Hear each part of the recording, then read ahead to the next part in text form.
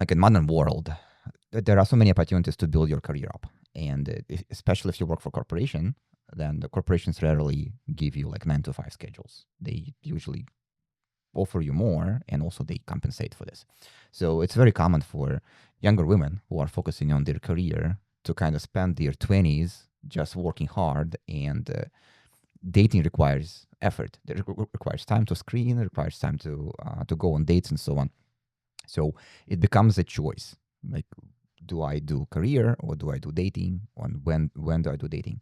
So the question is, what would be your advice, especially for young women who prioritize their career over dating life? Is there a specific age when it makes sense to shift focus away from the career to dating if they feel like managing both the career and dating is too overwhelming? I am a very career driven person. And I guess my advice to women like me is, I mean, focus on your career because, I mean, your career is at the end of the day, I feel like what's going to hold you up. Yeah. Even if you do have a hard time finding a man or a man won't. And I feel like I don't want to say like a lot of times, but I feel like a lot of young women who are very career driven and they are successful in their field find it very hard to find men who are equal or surpass their level of success in their careers. Yeah. So my advice to them is like, I mean, just don't stop being career driven. I mean, keep doing what you're doing, and yes, like definitely do, like I feel like dating apps is definitely a lot easier when you have a very busy schedule because you could just do it from your bed. Yeah. But definitely like going on these things, and I feel like when you're a career driven woman, you meet a lot of great people in the career workplace. So I feel like if you're a career driven person, utilize the locations that you're in when you're in your career. So like, I mean, like I told you, I'm an engineer. I met my boyfriend at an engineering convention. If you're a career driven one, you mainly spend your time at work.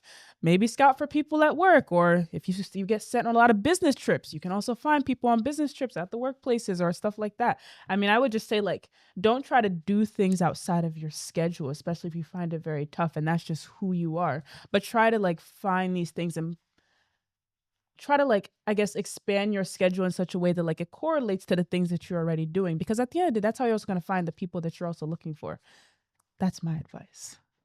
Hamza. Yeah, that's good advice. It really depends on the individual. A lot of people give the cookie cutter advice to everyone. So you have to figure out what are your priorities? What do you want out of life? And what's the timeline for your goals, right? So if dating is going to set you back career-wise or set you back as far as your other goals go, then don't prioritize it as much. But if you prioritize like getting a partner or starting a family or anything else where you need to date, then I actually recommend a lot of women just take 2 weeks off from work, go on a date every single day, meeting like 10 to 14 guys, It's new and then advice. now you can figure out exactly the kind of guy that you like. And the reason why I say is do it in this short amount of time is you figure out what you like first of all very quickly, and then you can figure out from that group of people who you like the most. You can rank them from like 1 to 3, and then maybe keep on going on dates with the 3 guys, and then pick one out of the 3. And it's really not that much of a time investment after going through all those dudes. But what That's a true. lot of people do, It's a and this lot of is why time. a lot of people are unhappy, is they go on maybe 14 dates over 2 years. And then Mm-hmm. they realize, That's true. okay, the last few people I've seen are not that interesting. They're not that uh, good of a fit for me. So actually, the first 3 guys were great fits, but now they're all in relationships. And then you end up with a situation where it's like you start to feel that you're never going to find the right person. And then like people who are workaholics or people who prioritize their work or other stuff more are just going to keep pouring themselves into that, and they're going to be unhappy with the emotional side.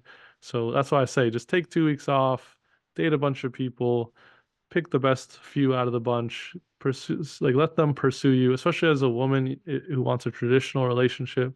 You can just let them pursue you, not do that much effort, and then see who makes it out as the number one. 2 weeks, even if you're a 9 to 5, 5 days a week person. Easier to make vacation on. Yeah, just Yeah, I'm take like, vacation and you're going to save money on dinners. Think There you about go. this. I mean, yes, but I'd like to use my vacation time on travel and stuff like that. Not. Priorities. All boils down to priorities. That's funny. I guess my priorities are a little different. Erin's answer. I highly encourage women who are career focused but still want to have families someday to freeze their eggs. This takes the urgency out and allows them to take their time growing their careers and choosing the right partner without pressure. It's best to do this in your 20s, if possible, or early 30s for optimal retrieval. If this isn't an option, it is still possible to have a thriving career and motherhood simultaneously. Just make sure to choose the right support system.